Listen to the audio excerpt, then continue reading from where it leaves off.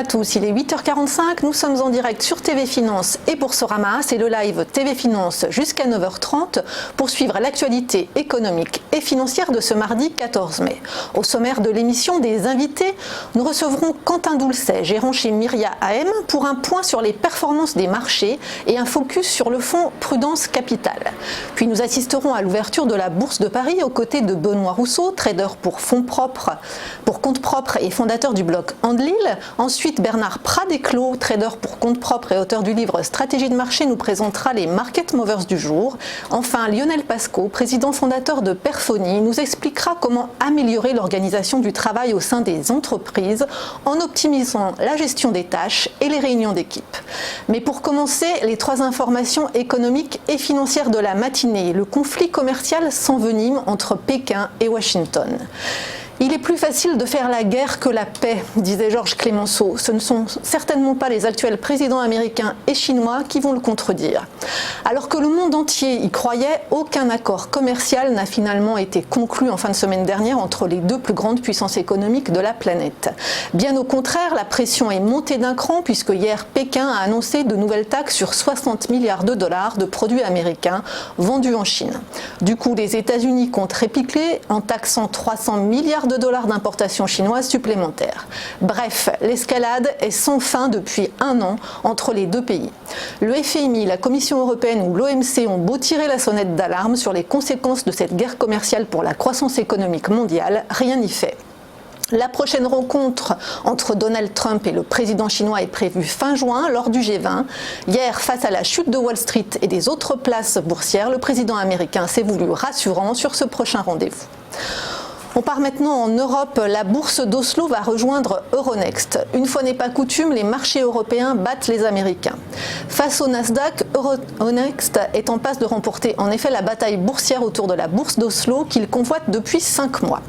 La plateforme européenne, commune aux bourses de Paris, Amsterdam, Bruxelles, Lisbonne et Dublin, a reçu hier l'aval des autorités norvégiennes à son projet.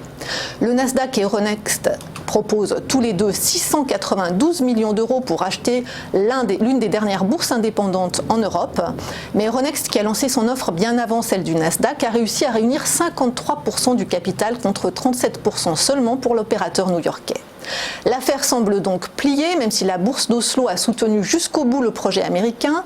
De son côté, le Nasdaq n'a pas caché sa déception quant à la décision des autorités norvégiennes hier.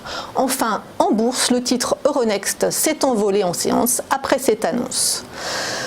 Du côté de la France maintenant, la France plus attractive que la Chine, grande première. La France entre dans le top 5 des pays qui attirent le plus les investisseurs internationaux.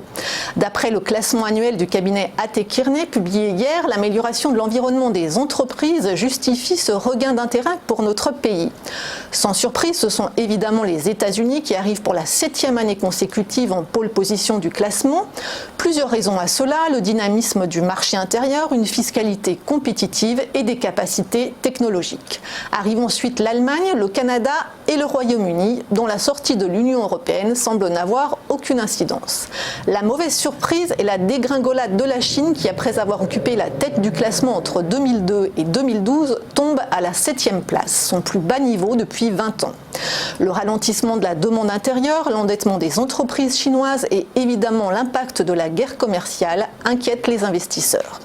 Retour maintenant à la Bourse de Paris. En prix-ouverture, le CAC 40 est attendu en hausse de 0,4%. Hier, l'indice parisien, déprimé par la guerre commerciale entre la Chine et les États-Unis, a perdu 1,2% à 5262 points. Pour la même raison, Wall Street a fortement baissé. Le Dow Jones a cédé 2,4% à 25 324 points et le Nasdaq, plombé par Apple et Uber, a chuté de 3,4% à 7 647 points. Ce matin, à Tokyo, le Nikkei a terminé en repli de 0,6%. À l'inverse, sur le marché d'échange, l'euro remonte au-dessus de 1,12 $. Côté pétrole, le baril de Brent s'échange à plus de 70 $ et le brut léger américain WTI à plus de 61 $.